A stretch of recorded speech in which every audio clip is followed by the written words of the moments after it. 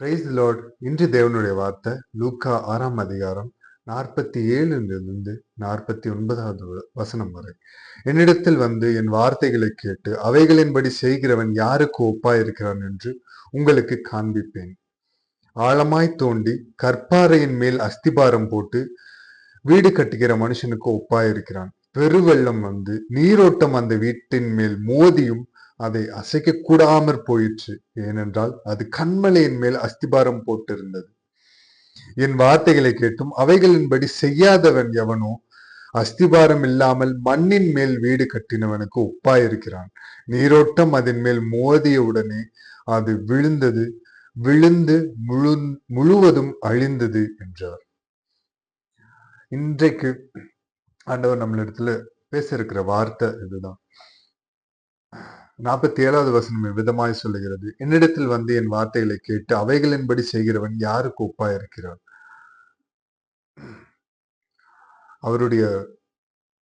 அவருடைய சமூகத்துக்கு வந்து அவருடைய வார்த்தைகளை கேட்டு அதன்படி செய்கிறவன் யாருக்கு ஒப்பாயிருக்கிறான்.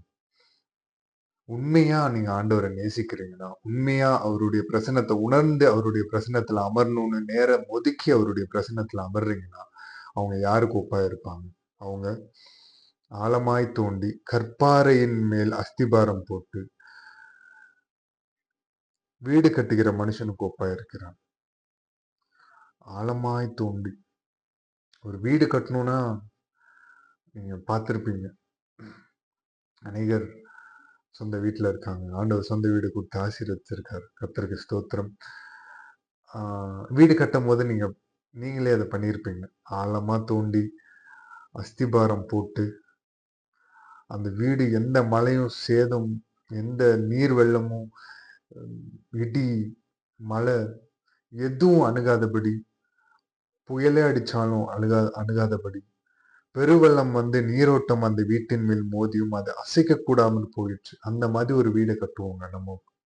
நம்ம உலகத்துல கட்டும் போது அந்த மாதிரி ஒரு வீடை கட்டுவோம். அது வந்து எவ்வளோ ஆபத்தான இயற்கை பேரழிவு நின்றும் அந்த வீடு அவ்வளோ ஸ்ட்ராங்கா நிலைத்திருக்கும். சத்தியத்துல நிக்கிறீங்கன்னா, ஆண்டவரோட சமூகத்துல வந்து வார்த்தையை பெற்றுக்கொண்டு பரிசுத்த ஆவியானவரோட உதவியில நிக்கிறீங்கன்னா இவர்களுக்கு ஒப்பா இருக்கிறது. இந்த வீடு அஸ்திபாரத்தின் மேல் போடப்பட்ட வீடு, கண்மனையின் மேல் போடப்பட்ட வீடு, கற்பாறை மேல் அஸ்திபாரம் போட்டு வீடு கட்டுகிற மனுஷனுக்கு ஒப்பா இருக்கிறான்.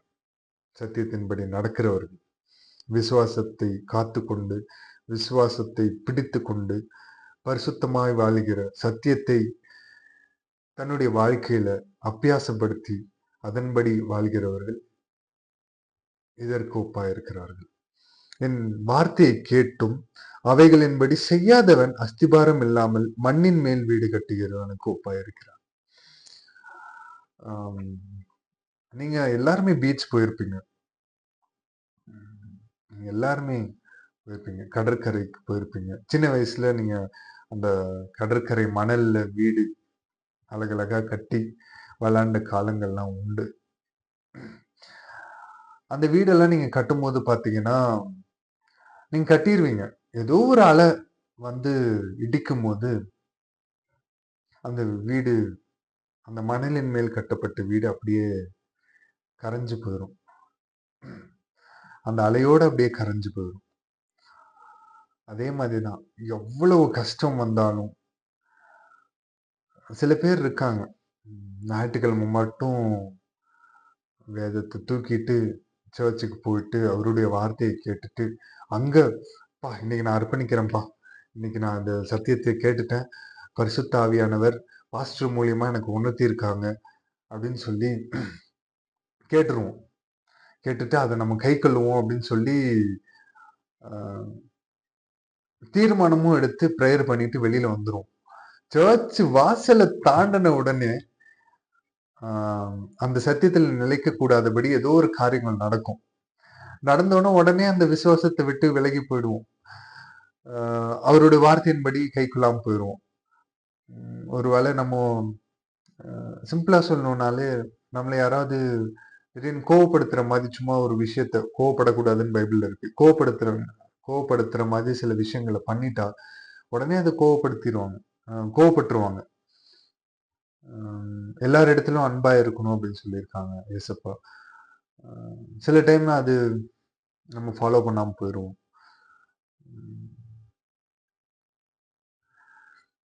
சத்தியத்தை அறிஞ்சு சத்தியத்தின்படி வாழ்றவங்க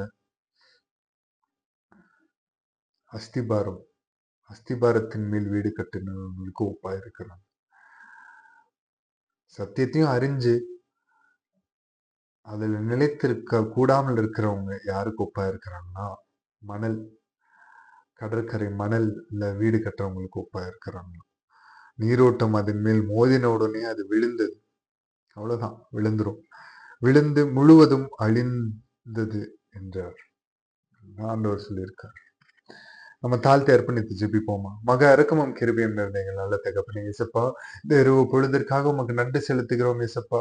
இயேசப்பா, இந்த நேரத்திலும் இயேசப்பா உம்முடைய சத்தியத்தின்படி வாழ அர்ப்பணிக்கிற உங்களுடைய பிள்ளைகள் எல்லாருக்காகவும் இயேசப்பா, ஆவியானவர் எனக்குள்ளாக இருந்து அளவு கடங்காத பெருமூச்சுகளோடு விண்ணப்பம் பண்ணி கொண்டு இருக்கிறீர்கள். அதற்காக நன்றி செலுத்துகிறோம் தகப்பனே. இயேசப்பா, யார் யார் சத்தியத்துல இயேசப்பா உம்முடைய அன்பை உணர்ந்து இயேசப்பா உம்முடைய வாக்கின்படி நடக்கணும்னு விருப்பப்பட்டு தன்னுடைய லைஃபை அர்ப்பணிக்கிறார்களோ, இயேசப்பா மலை போன்ற இயேசப்பா ஸ்தோத்திரிக்கிறோம். இயேசப்பா சுழற் காற்று போன்ற இயேசப்பா எத்தனை பிரச்சனைகள் அவர்களை மோதினாலும் இயேசப்பா இயேசப்பா கடல் மேல் நடக்க பண்ணுகிற தேவன், இயேசப்பா அந்த அலைகளின் மத்தியிலும் நீர் நடக்க பண்ணுகிற தேவன், உண்மை நாங்கள் பிடித்துக்கொண்டு உம்முடைய வார்த்தைகளை பிடித்துக்கொண்டு உம்முடைய சத்தியத்தில் நடக்க ஆவியானவரை எங்களுக்கு கிருபை பாராட்டுவீராக தகப்பனே.